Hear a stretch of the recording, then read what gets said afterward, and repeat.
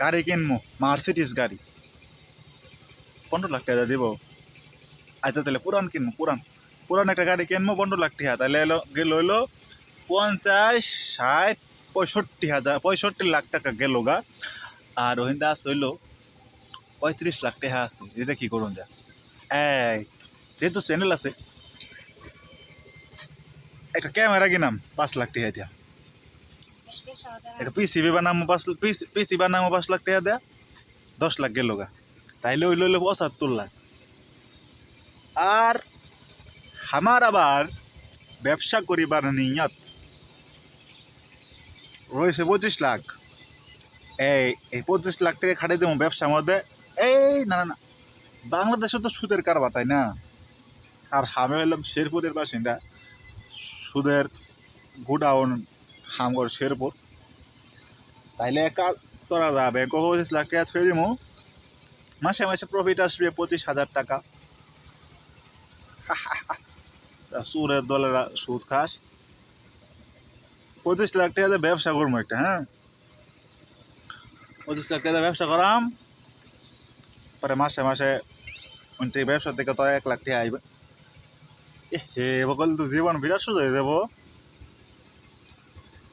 ছোটবেলা বাপ মা কই তো জীবন বলে খুব কঠিন, কই এজন মানুষের লোক একবার দেখা কলেজ না দেখি আমার জীবন খুব সোজা। এর থেকে সোজা জীবন আছে?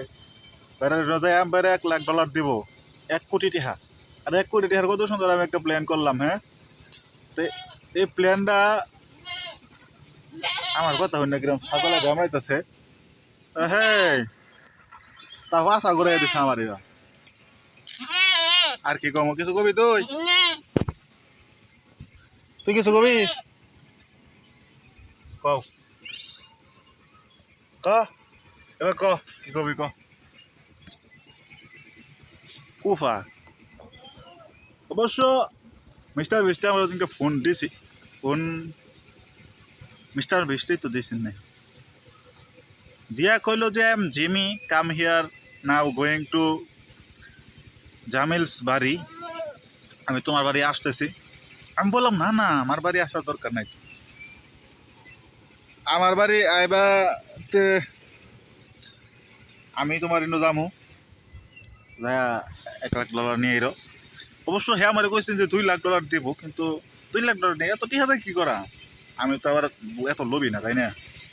ওই কি 1 লাখ টাকা দিলে, 1 লাখ ডলার দিলে মনে করেন যে 1 কোটি টাকা হবো, দেয়া জীবন খুব সুন্দর মতো চালাই দিব। আর আপনারাও যদি মিস্টার বিশের সাথে কথাবার্তা বলতে চান, তাহলে একটা কাজ করেন, আমার কাছে একটা নাম্বার আছে, নাম্বারে যোগাযোগ করেন। আমারে 5,000 টাকা দিল, 5,000 কম হয়ে যা, আমার 10,000 টাকা দিলে আমি মিস্টার বিশের নাম্বার আপনার করে দিয়ে দিব, পরে আপনারা কল করে সেটা মানে ব্যাংকে দিয়ে আনতে পারবেন। ঠিক আছে? এই ব্যাংকে মনে করেন যে হ্যাঁ তো আর 10,000 ডলারের নিচে দিত না, দেখেন না ভিডিওতে। 10,000 ডলার যদি দেয় তাইলে হইলো 10,000 ডলার দিলে তাইলে আপনাদের বাংলাদেশে 10 লাখ টাকা। ঠিক আছে? তাহলে চিন্তা করে দেখেন, 10 লাখ টাকা যদি পান তাহলে কি আরো জীবনে কিছু করতে হবো? 10 লাখ টাকা পাইলে একটা ব্যবসা করবেন, নাহলে তো আপনার ঘরে সুদের একটা জিনিস আছে, সুদের মধ্যে লাগাই দেবেন, সেই লাভ হবো। ঠিক আছে? যদিও সুদ হারাম আপনারা জানেন, কিন্তু আপনারা তো হারাম শুনলে লাভ কি, আপনারা ওটা খাইবেনি। বাঙালির স্বভাব খুব ভালো না, সুদ ঘুষ, সুযোগ পাইলে কুত্তার ঘুষ চুরে ছাড়বো। সুদ খাইতেই হবে, সুদ খাবেন, ঘুষ খাবেন বেশি বেশি, আল্লাহ বরকত দিব। ঠিক আছে?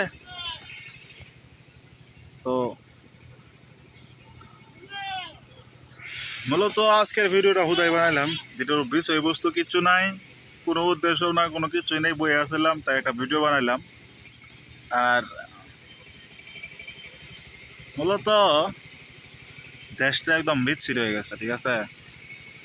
এরকম দেশে থাকার থাকে না থাকা, সেখানে ভাড়া মনেও ভালো হয় না দেশ একটা। আচ্ছা যাই হোক, সবশেষে মাতৃভূমি, দেশে জন্ম হয়েছি, কিচ্ছু করার নাই, দেশকে ভালোবাসতে হবে, দেশের কল্যাণে আমাদেরকে এগিয়ে যেতে হবে। কেউ অন্যের সমালোচনা নিয়ে ব্যস্ত থাকেন না, নিজের যে কাজ কি কইতাম আমার নিজের কাজ আমি করি না। ভালো থাকে, সুযোগ থাকেন। আসসালামু আলাইকুম।